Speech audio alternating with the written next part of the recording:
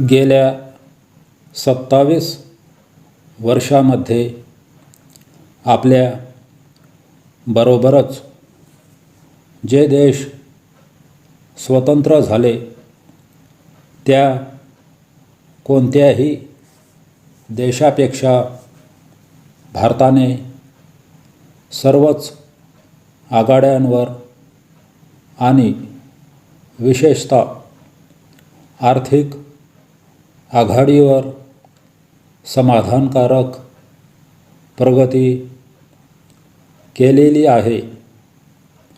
ही वस्तुस्थिती आहे.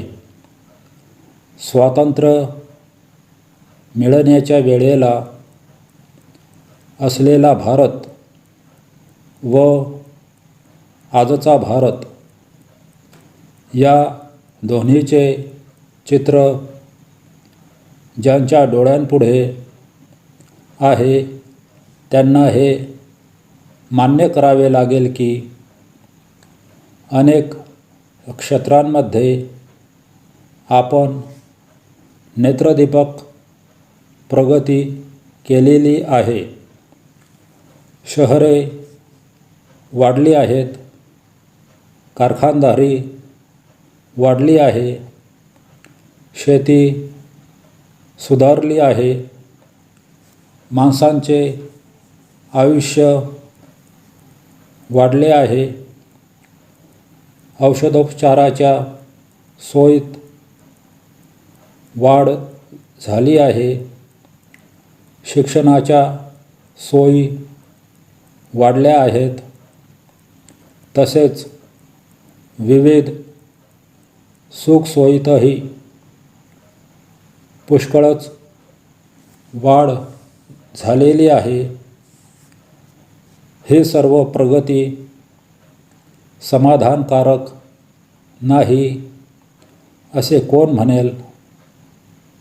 शेतीच्या उत्पादनाचा आलेख आपण बघितला तर दुष्काळाची 1-2 वर्षे सोडून दिली तर संबंध देशाच्या पातळीवर थोड्या प्रमाणामध्ये का होईना पण शेतीचे उत्पादन वाढत गेलेले आहे असे आपल्याला निश्चित दिसून येईल.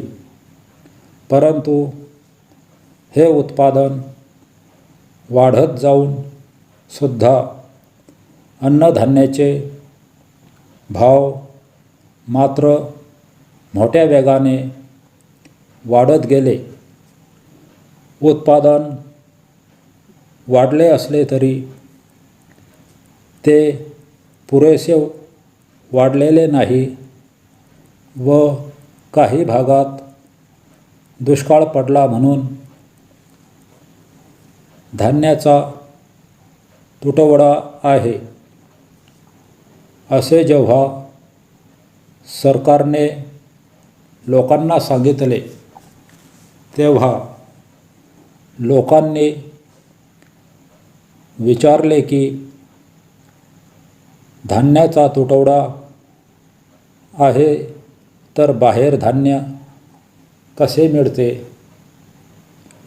याचे उत्तर असे आहे की जे धान्य आहे ते कमी आहे याबद्दल वाद नाही.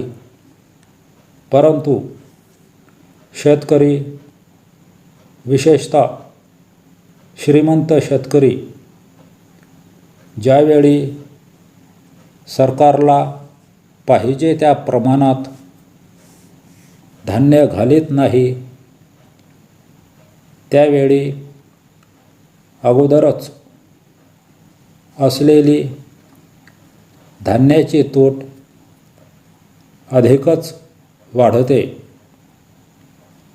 हे श्रीमंत शेतकरी धान्याचा साठा करून दिवसेंदिवस भाव चढण्याची वाट बघतात आणि जसजसे भाव चढत जातात तसतसे थोडे थोडे धान्य महागड्या भावात लोकांना विकतात. धान्योत्पादन वाढवण्यासाठी व त्या मार्गाने धान्याच्या किमती खाली आणण्यासाठी आम्ही सहकारी चळवळीच्या मार्फत लोकांना काही पैसा उपलब्ध करून दिला,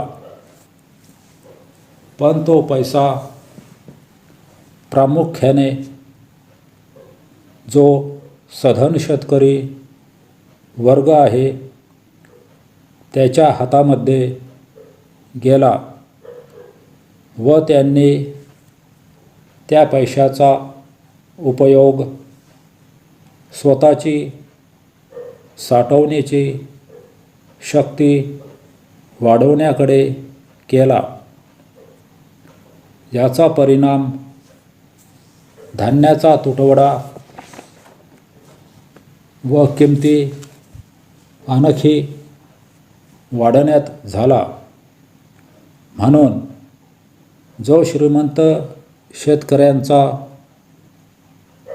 वर्ग आहे, ज्याच्याकडे पुष्कळ पैसा साठलेला आहे व त्याच्या जोरावर जो धान्याची साठेबाजी करतो, त्याच्या जवळचा पैसा आणि धान्य काढून घेणे आपले पहिले काम असले पाहिजे. सप्रेम नमस्कार. विनंती विशेष. आपल्या संस्थेच्या सेवक मंडळींना भेटण्याची मला नुकतीच संधी मिळाली. याचा मला फार आनंद होतो. त्यावेळी आपल्या सर्व सेवक मंडळींनी माझ्याबद्दल ज्या आपुलकीच्या भावना व्यक्त केल्या त्याबद्दल मी त्यांचे हार्दिक आभार मानतो. आपली संस्था ही महाराष्ट्रातील फार महत्त्वाची व मोठी संस्था आहे. तिच्या वतीने होत असलेले कामही तितकेच महत्त्वाचे आहे. तिचे काम तिहेरी स्वरूपाचे आहे. शेतकऱ्यांच्या शेतीमालाला योग्य व किफायतशीर भाव मिळवून देणे, त्यांना शेती उत्पादनासाठी लागणारी सामग्री पुरेशा प्रमाणात पुरवणे व त्याचबरोबर ग्राहकांनाही योग्य किमतीमध्ये मालाचा पुरवठा करणे, या तीनही मार्गांनी होणारे काम समाज जीवन संपन्न व समर्थ करण्यास सहाय्यक होणारे आहे. हे काम महत्त्वाचे तर खरेच, पण ते सहकारी क्षेत्राद्वारे होत असल्यामुळे त्याचे महत्त्व अधिक वाढले आहे. समाज जीवन संपन्न व समर्थ करण्यासाठी समाजामध्ये स्वावलंबीपणाही निर्माण व्हावा लागतो व त्याकरिता कामगारांचे सहकार्य लागते. स्वावलंबन, मनोमन सहकार्य व प्रामाणिक व्यवहार ही समाज जीवन संपन्न करण्याला आवश्यक असतात. आपल्या संस्थेच्या कामामध्ये या तीनही गोष्टी अपेक्षित आहेत. खऱ्या अर्थाने समाजामध्ये सामाजिक न्याय प्रस्थापित करण्याचे काम मूलतः आपल्या संस्थेकडून होण्याची गरज आहे. तसे ते व्हावे अशी अपेक्षा आहे. असे महत्त्वाचे काम करण्याची संधी आपल्या संस्थेच्या सेवकांना मिळाली आहे. त्यामुळे मी त्या दिवशी आपल्या भाषणात म्हटल्याप्रमाणे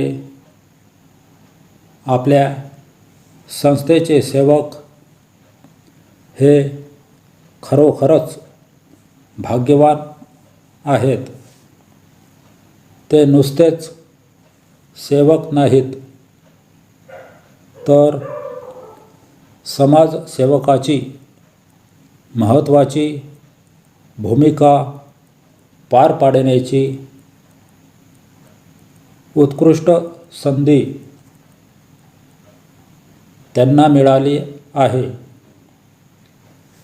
त्या भूमिकेतून आपल्या सेवकांनी जर काम केले तर त्यामुळे त्यांचे स्वतःचे जीवन तर आनंदी होईलच, पण त्याचबरोबर एकंदर समाजाचे जीवनही सुखी करण्याची संधी त्यांना मिळणार आहे.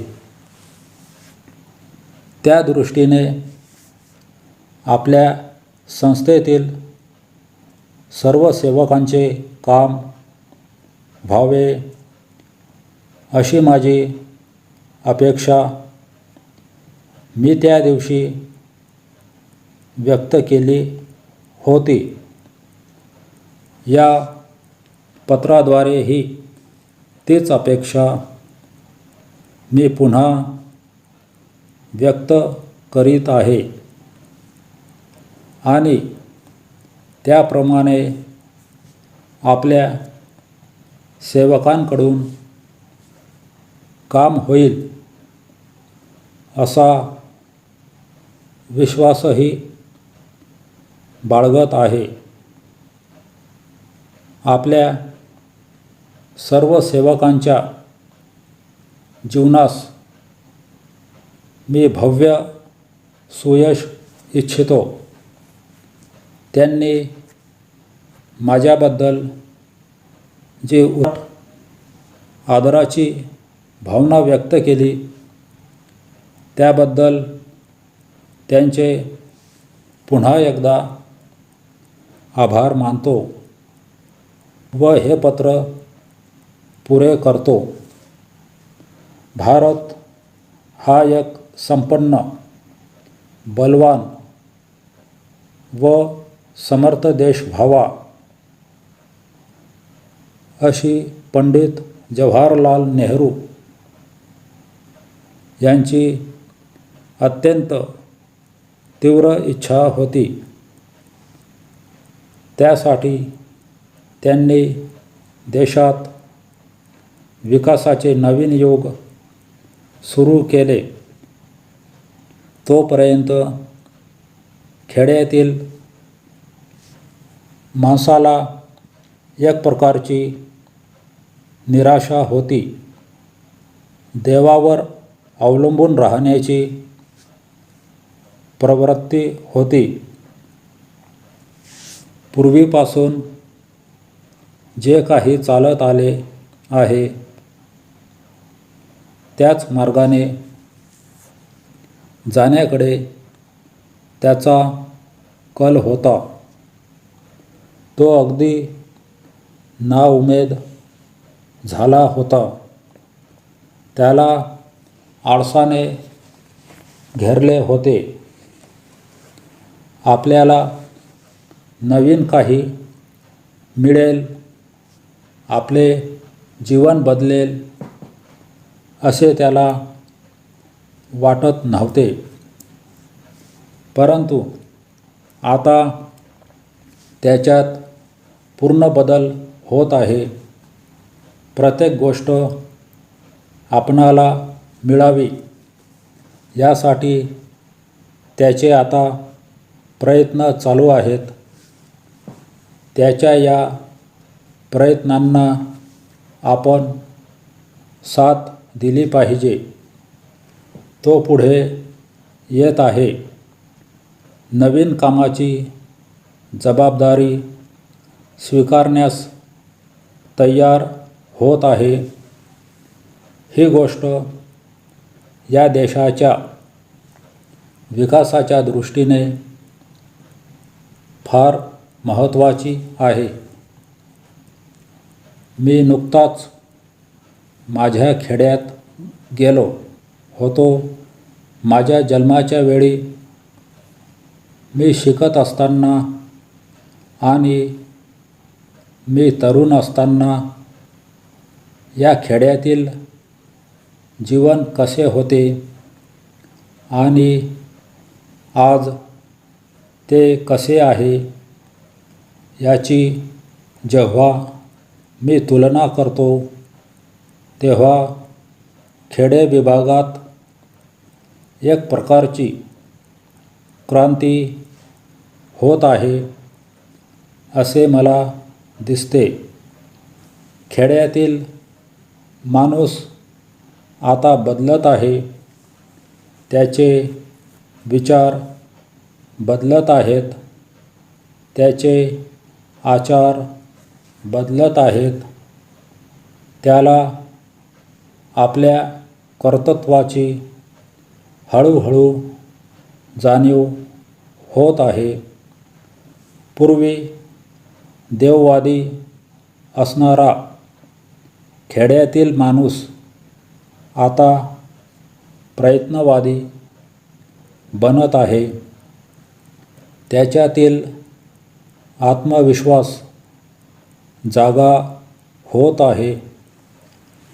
आपले भविष्य घडवणे आपल्याच हातात आहे याची त्याला जाणीव झाली आहे आणि त्यामुळे या देशाला फार मोठ्या भविष्याची आशा निर्माण झाली आहे. विकासाचा मध्यबिंदू माणूस हाच आहे. तो बदलला म्हणजे त्याचे घर बदलते, त्याचे गाव बदलते आणि त्यानंतर त्याचा देश बदलतो. त्यामुळे आता आपणाला भारतातली महाराष्ट्रातील गावे बदललेली दिसतात. तालुके जिल्हे बदललेले दिसतात. माणसामाणसात गावागावात तालुक्यात आणि जिल्ह्यात आता जलद प्रगतीची स्पर्धा सुरू झाली आहे. तुमच्या तालुक्याचे उदाहरण घ्या ना. पूर्वी तालुक्यात सडका नव्हत्या, वीज नव्हती, शेतीसाठी पाण्याची देखील खात्रीची व पुरेशी सोय नव्हती. परंतु आता या तालुक्यात सडका झाल्या आहेत, वीज आली आहे आणि शेतीला हमखास पाणी मिळेल अशी व्यवस्था झाली आहे. ही प्रगती फार मोठी आहे. महोदय, 4 वर्षे लोटली तरी पुलाचे काम अपूर्ण. या मथळ्याखाली मोरवाडीवरील पुलासंबंधी जी बातमी प्रसिद्ध झाली आहे त्यामुळे वाचकांचा गैरसमज होण्याची शक्यता असल्याने त्या बाबतीतील वस्तुस्थिती पुढीलप्रमाणे स्पष्ट करण्यात येत आहे. वर पाहता मोरवा खाडीवरील पुलाचे काम सोपे वाटत असले तरी वस्तुतः ते तसे नाही. खाडीतील पूल बांधण्याच्या जागेवर 100 फुटापर्यंत सुद्धा खडक नसल्याने ते काम अत्यंत बिकट झाले आहे. पुलाचे संकल्पचित्र आराखडा तयार करताना पुलाचा पाया कशा तऱ्हेने बांधून काढावा याविषयी अनेक शंका निर्माण झाल्या होत्या. त्यामुळे या पुलाचे आराखडे वेळोवेळी बदलणे भाग पडले. बऱ्याच विचारविनिमयानंतर संकल्पचित्र व अंदाजपत्रकाला सन 1971 मध्ये मान्यता देण्यात आली. त्यानंतर टेंडरे मागवून सन 1972 मध्ये ठेकेदाराची नियुक्ती करण्यात आली व त्याच्याकरवी काम सुरू करण्यात आले. काम पुरे करण्यासाठी 18 महिन्यांची मुदत देण्यात आली होती. पुलाचा भूमिपूजन समारंभ 25 फेब्रुवारी 1972 रोजी त्यावेळचे नागरी पुरवठा व महसूल मंत्री श्री भाऊसाहेब वर्तक यांच्या हस्ते झाला. पुलाच्या पायासाठी विशिष्ट प्रकारचे खांब खाडीमध्ये खोलवर रोवून त्यावर पुलाचे वजन टाकावयाचे होते. तथापि खाडीतील जमीन हे वजन पेलण्यास अत्यंत कमकुवत असल्याने अशा प्रत्येक पुलाच्या वजन पेलण्याच्या क्षमतेची चाचणी घेणे आवश्यक होते.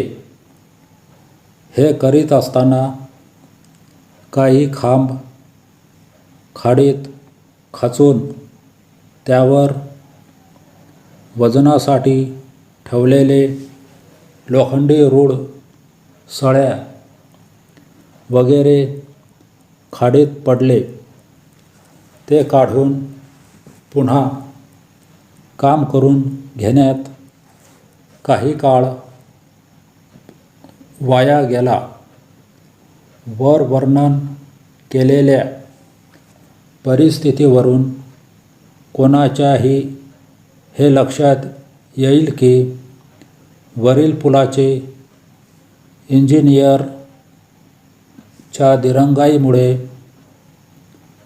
लांबलेले नसून पुलाच्या पायातील विचित्र परिस्थिती, खाडीत काम करण्यातील नैसर्गिक अडचणी व प्रत्यक्ष काम चालू असता निर्माण झालेले प्रमुख प्रश्न यामुळेच या पुलाचे काम मागे पडले आहे.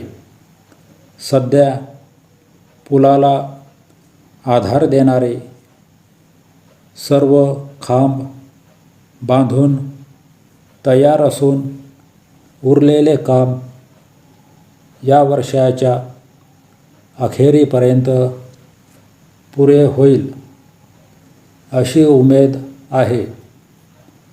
पुलाचे काम मागे पडल्याने जनतेची अडचण होत आहे.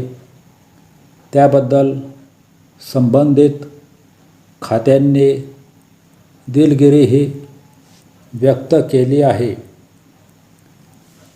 आपल्या देशातील तरुण पिढीसंबंधी आपल्यापैकी काही लोकांच्या मनात चुकीच्या कल्पना आहेत.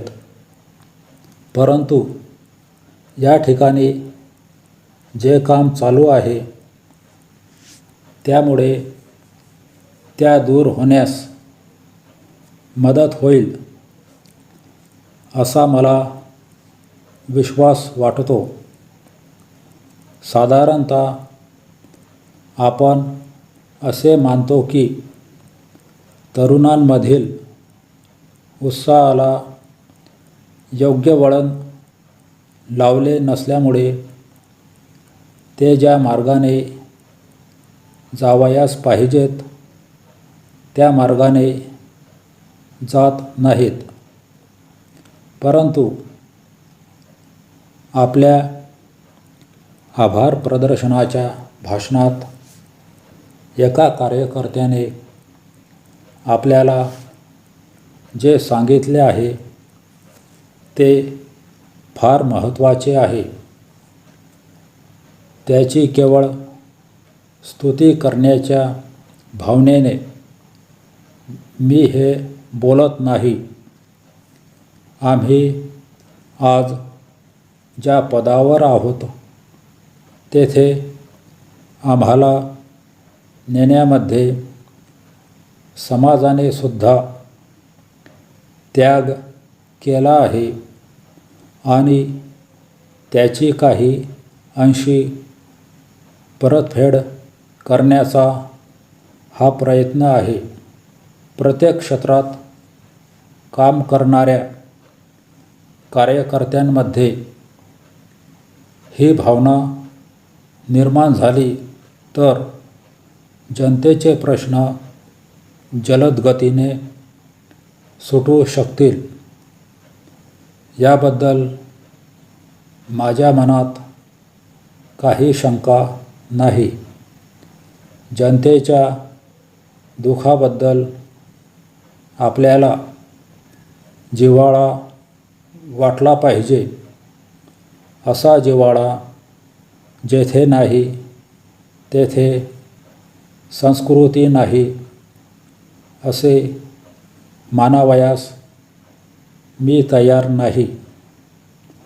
आज आपल्या देशातील सामान्य माणसाची संस्कृती काय आहे?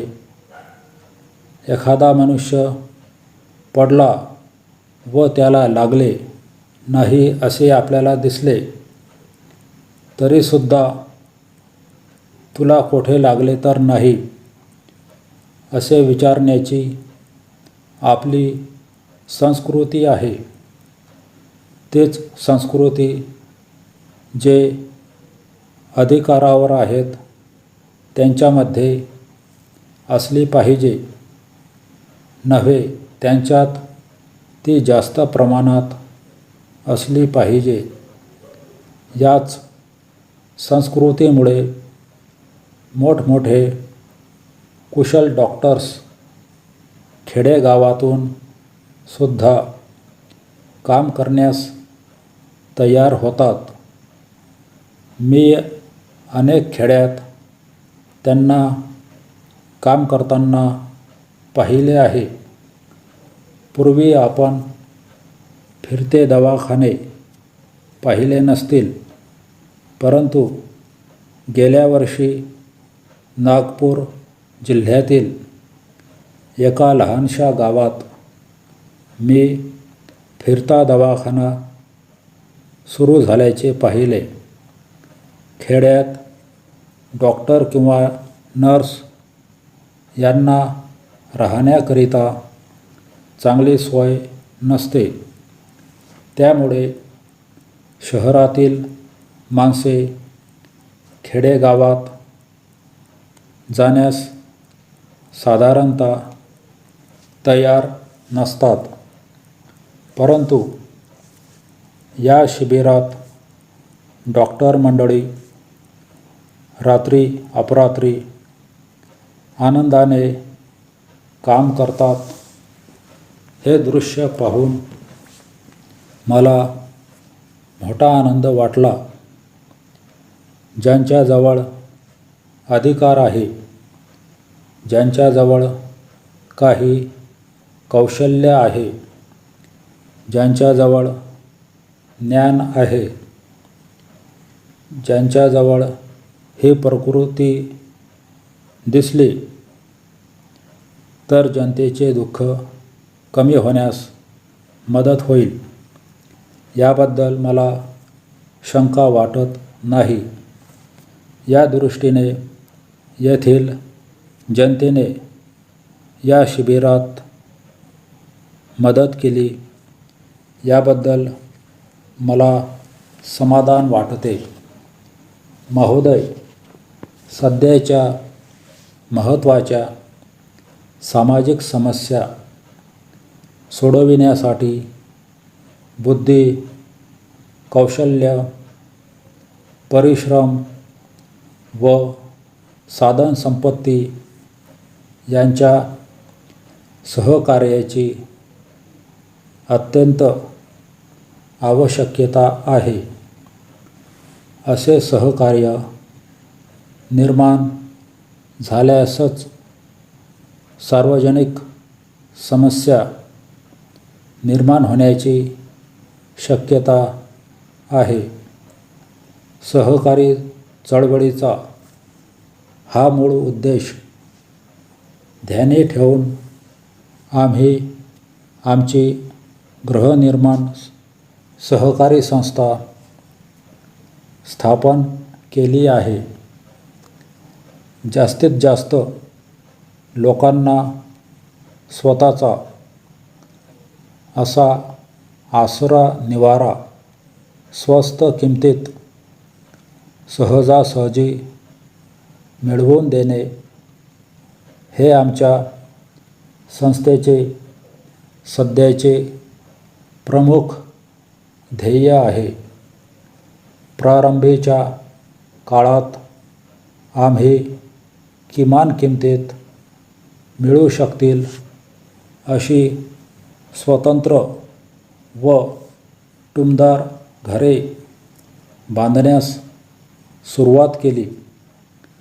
कमी किमतीबरोबरच मजबूती, सुरक्षितपणा आणि जलद बांधकाम या गोष्टीकडेही आम्ही सुरुवातीपासूनच विशेष लक्ष पुरवले.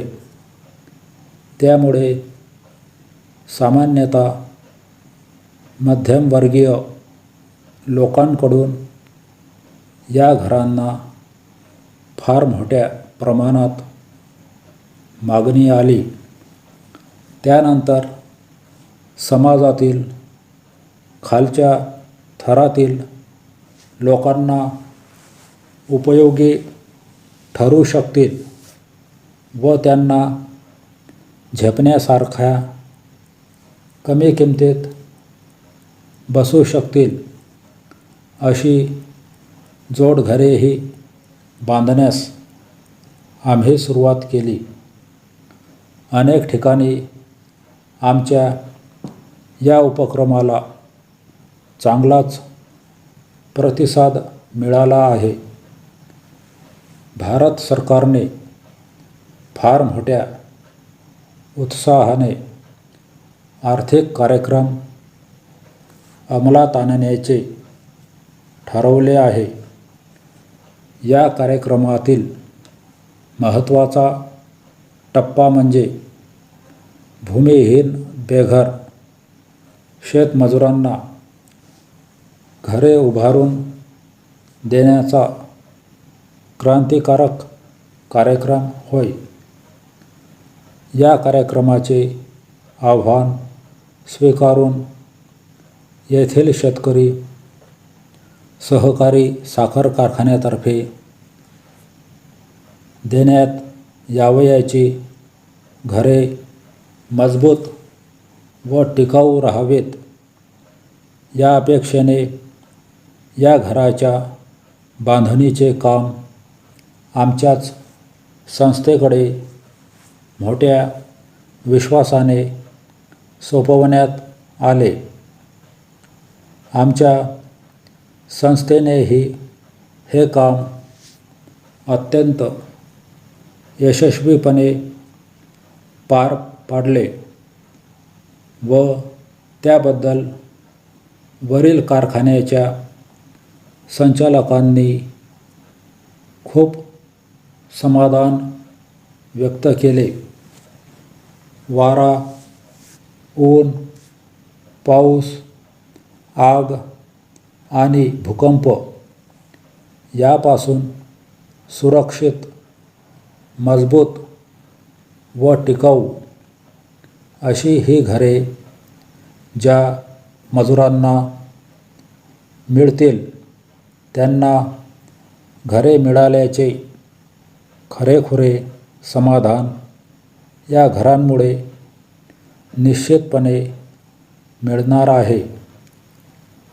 गेली 6 वर्षे संस्थेचे काम वरीलप्रमाणे चालू असले तरी भावी कार्यासाठी संस्थेपुढे भांडवलाचा फार मोठा प्रश्न आहे.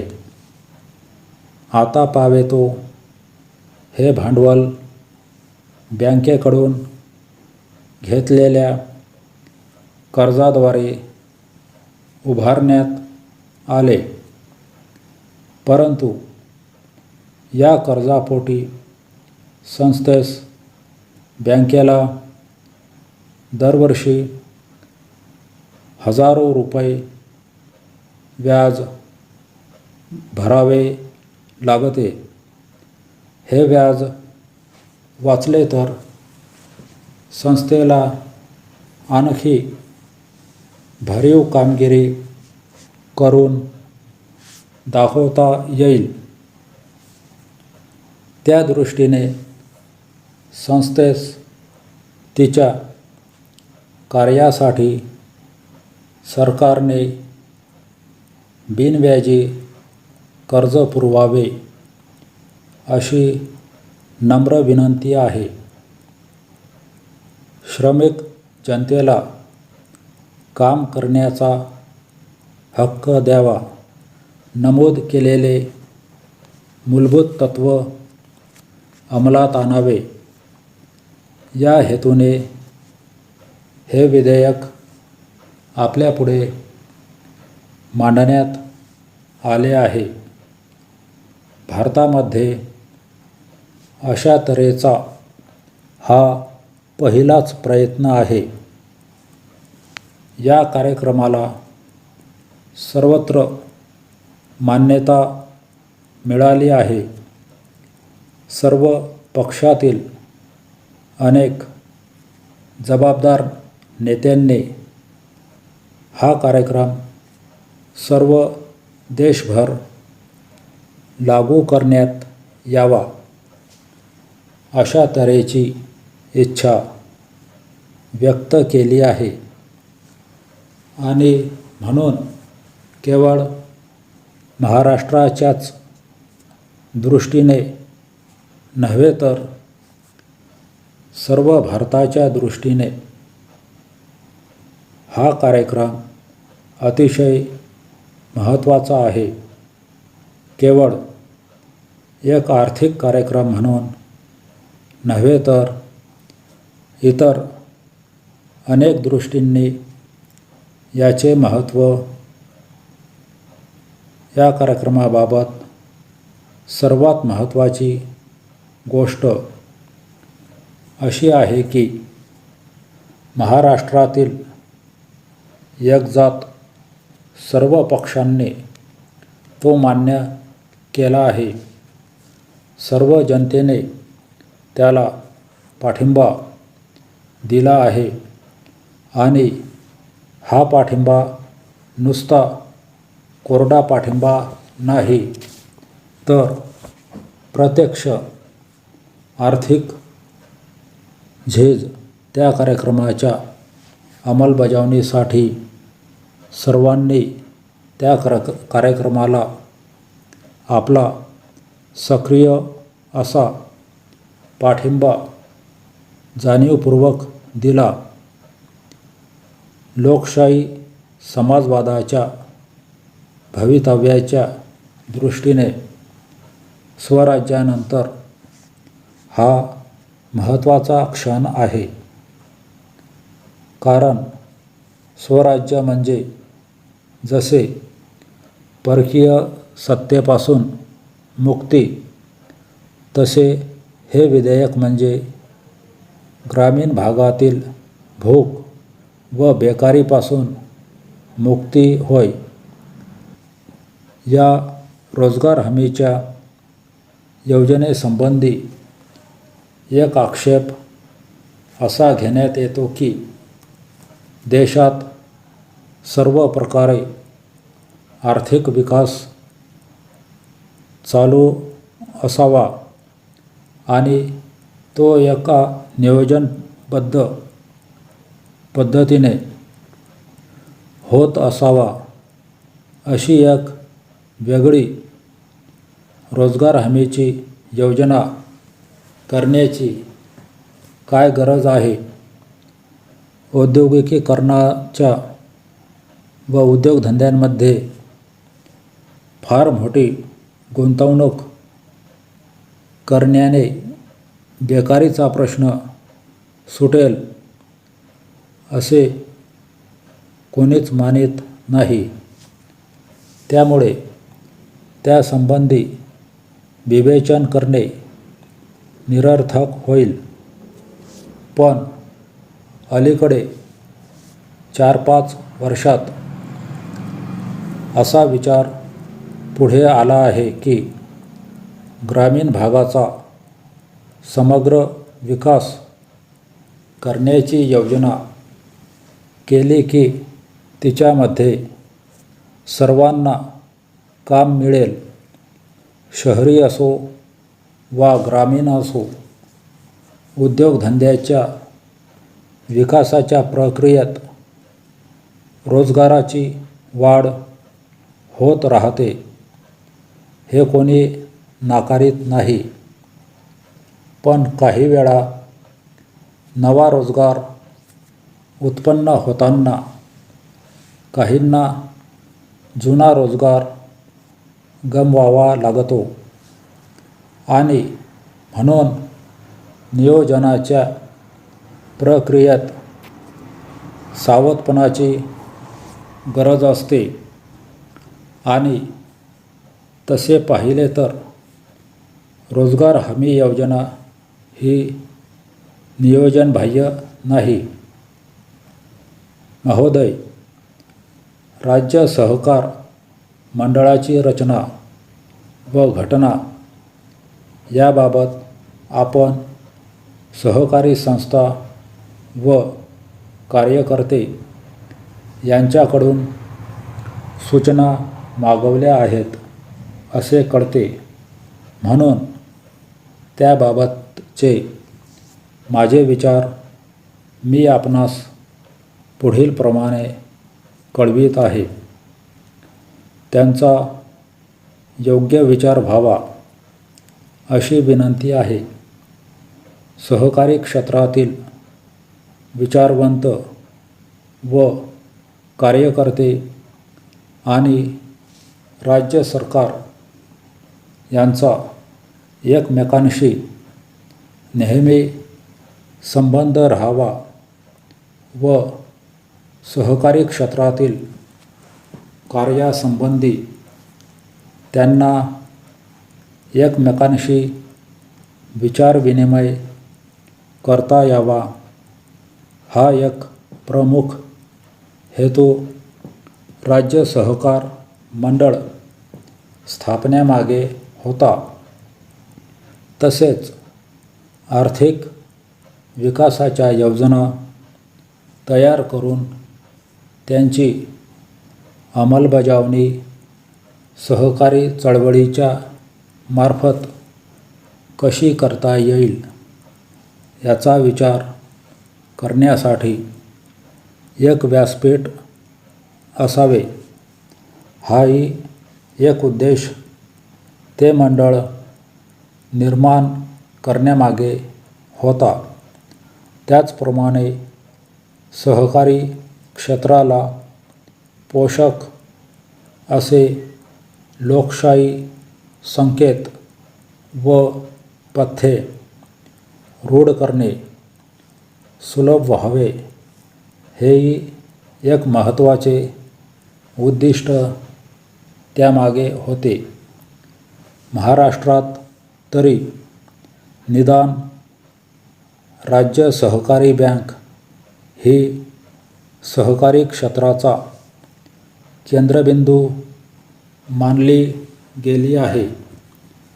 तेथून नुसतेच पैशाचे व्यवहार होत नाहीत, तर सहकारी क्षेत्रातील वैचारिक धारणेशी सुसंगतपणा राखून निरनिराळ्या आर्थिक क्षेत्रात सहकार रुजवावा व जनतेचा सर्वांगीण आर्थिक विकास घडवून आणावा हा खरा हेतू या व्यवहारामागे असतो.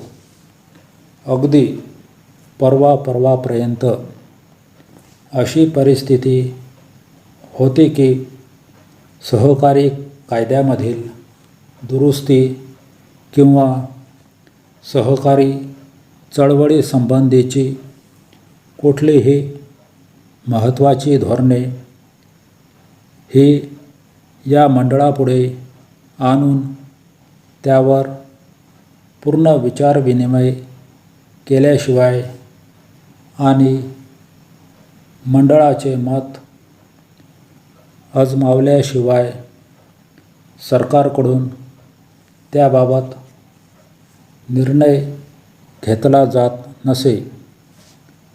तथापि अलीकडे सर्वच बाबतीत असे होते असे नाही.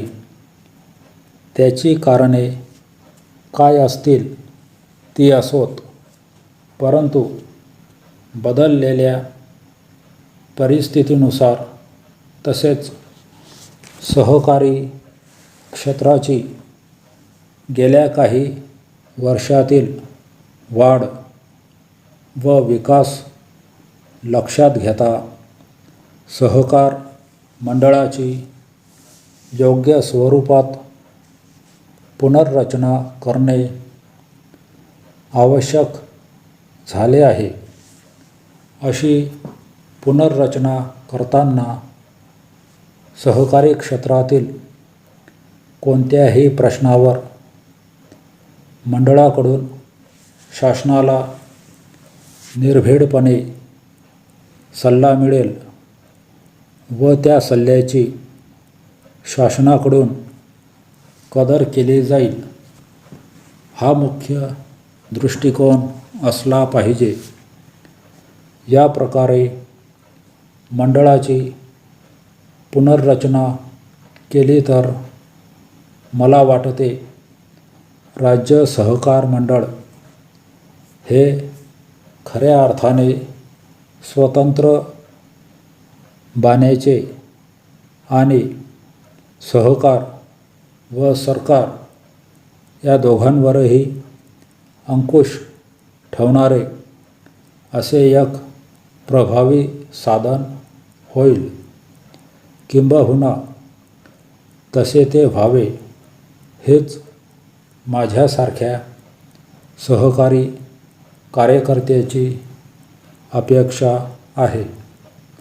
आपण माझ्या म्हणण्याचा योग्य तो विचार कराल अशी आशा आहे.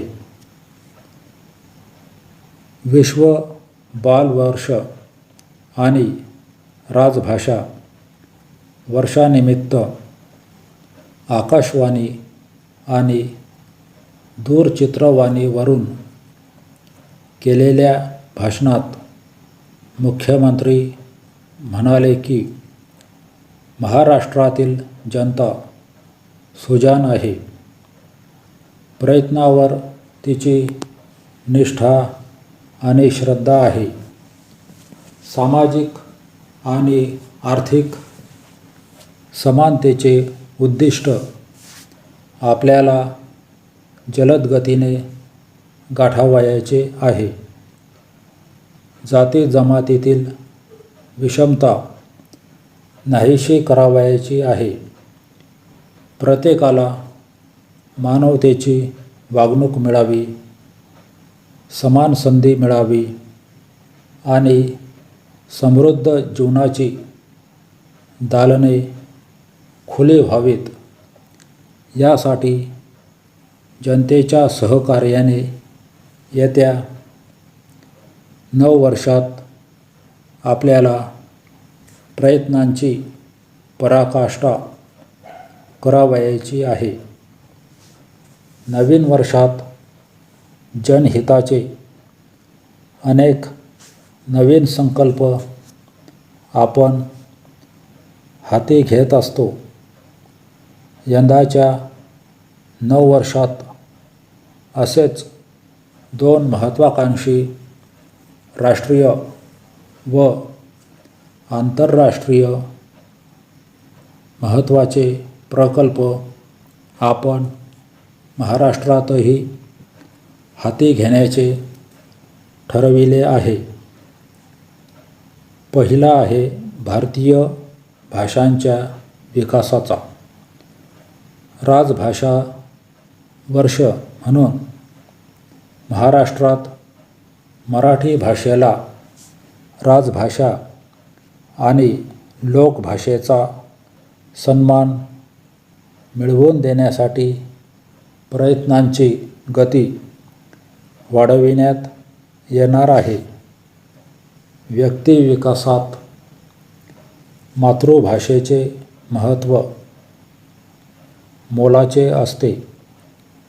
शिक्षणाचा व्यक्तिविकासाशी जवळचा संबंध असतो आणि म्हणूनच मातृभाषेतून शिक्षणाची सर्व दालने राज्यातील जनतेला खुली करण्याचा निर्णय आपण घेतला आहे.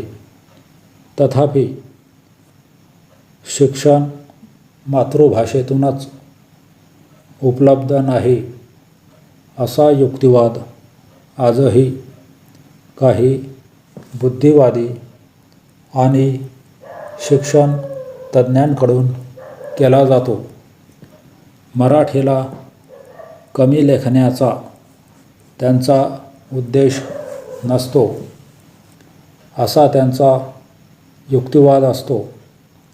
मराठी भाषेत हे ज्ञानग्रंथ आज उपलब्ध नसले तरी केवळ इंग्रजी भाषेतच आहेत असे म्हणणे धाडसाचे होईल. ज्ञान आणि विज्ञानात आघाडीवर असलेल्या अनेक परकीय शास्त्रज्ञ व शिक्षण तज्ज्ञांना आज इंग्रजी भाषा येत नाही हेही आपण लक्षात ठेवले पाहिजे. अशा शास्त्रज्ञांनी संशोधन केले आणि त्यांच्या शिक्षण तज्ज्ञांनी ते ज्ञान आपल्या मातृभाषेतून त्यांच्या राष्ट्रातील जनतेपुढे ठेवलेले आहे आणि म्हणूनच बुद्धिवादी, विचारवंत आणि शिक्षण तज्ज्ञांच्या मते परकीय भाषेचा आदर ठेवा, पण महाराष्ट्रातील असंख्य मराठी भाषिकांना त्यांच्या मातृभाषेतून आधुनिक ज्ञान संशोधनाची साधनसामग्री मराठी भाषेतून उपलब्ध करून देण्याचा कसोशीने प्रयत्न करा आणि मराठी भाषेला पुन्हा एकदा सन्मान प्राप्त करून देण्याचा प्रयत्न करा. आपण यात यशस्वी व्हाल असा मला विश्वास वाटतो.